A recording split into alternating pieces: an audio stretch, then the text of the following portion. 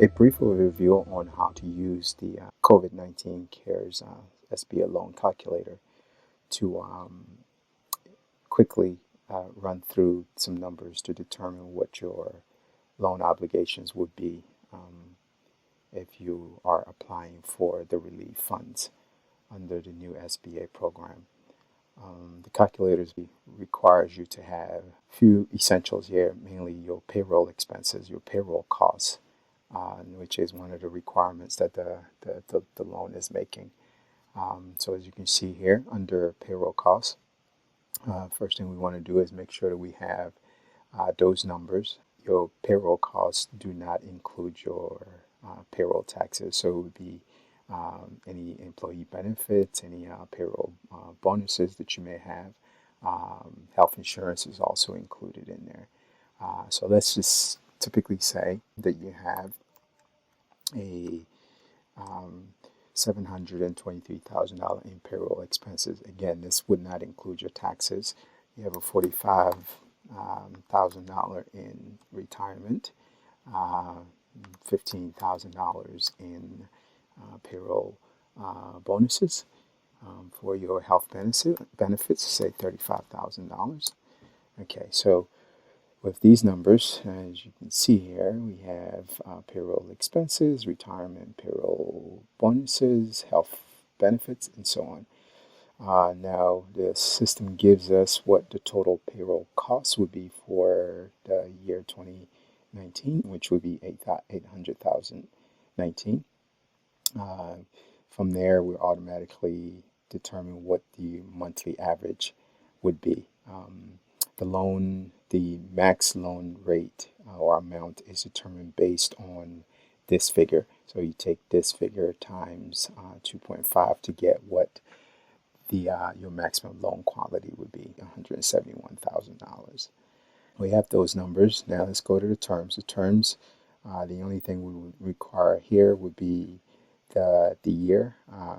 The loan requirement is 2 years, 24 months, and the interest is 0.5.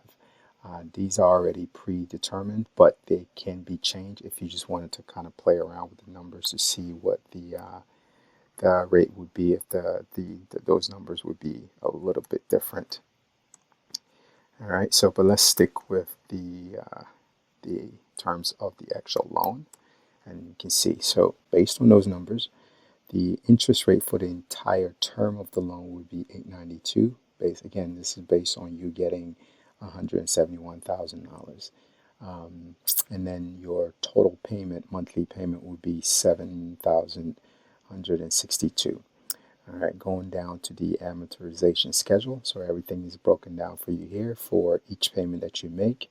How much is going toward the principal, how much is going toward the interest, and the balance, and so on down to the 24 months for the required loan term.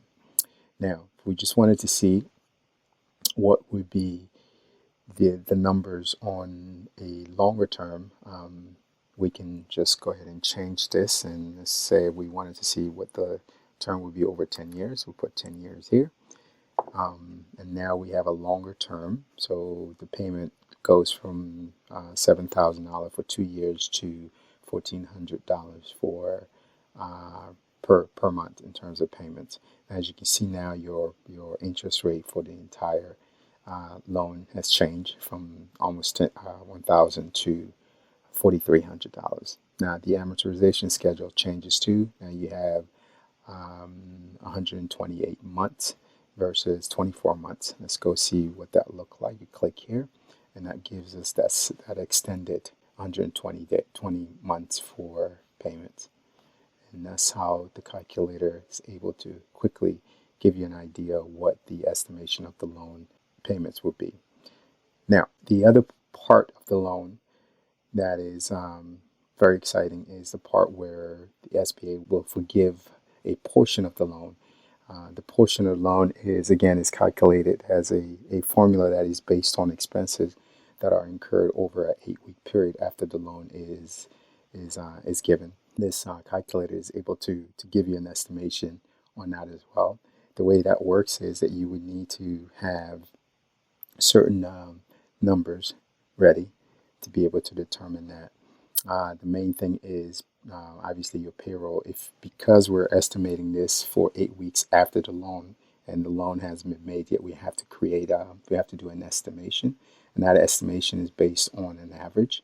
So if you have your payroll period for the past 6 pay period, which you can plug in here, you plug in your start date, and then this information would automatically be repopulated. So your start date, your end date, and then your payroll expenses for that time period.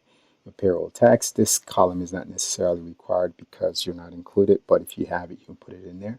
And then your payroll processing. Payroll processing is part of your payroll expenses, so those two can be tabulated into your overall cost for payroll costs. All right, so now we're taking the last 6 pay period and we're taking an average from those that time period. That gives us $29,000 for the payroll expenses, and then 235 for payroll processing. That's our average, and we use those two numbers to determine what your future 8-week pay period would look like. Now, again, this is because this is predicted for the future because the loan has yet to be given. So the average for each of those 8 weeks into the future, if a pay period is 2 weeks, so that would give you a total of 4 pay periods. So you have the average for each one of those plugged in, and that gives you a estimated total of $120,000 based on your previous numbers. So $120,000 or $119,000 for payroll expenses for the 8 weeks that is required, and your payroll processing $940. That's the payroll expenses. Now, the other part that you are required to have, basically the money has to be used towards, is mortgage, specifically your interest on the mortgage, transportation, utility, water, gas, electricity, and so on. So if you have those figures, you can plug them in here, and that will give you what the cost over 8 weeks here. 8 weeks again would be 2 months, and that gives you a total here, the total $18,000. So you add the calculator will add all these numbers here and gives you a total possible forgiveness amount of $138,000. So we have a possible amount that can be forgiven of $138,000. Your max loan that you're getting from the bank is $171,000. So that basically means that $32,000 is what you will be responsible for if the loan is forgiven to the tune of $138,000. So you can see how easily the calculator is able to plug in these numbers and then determine what the outlook will be for you before you consider applying for the loan. So that's how simple that is, the COVID loan calculator.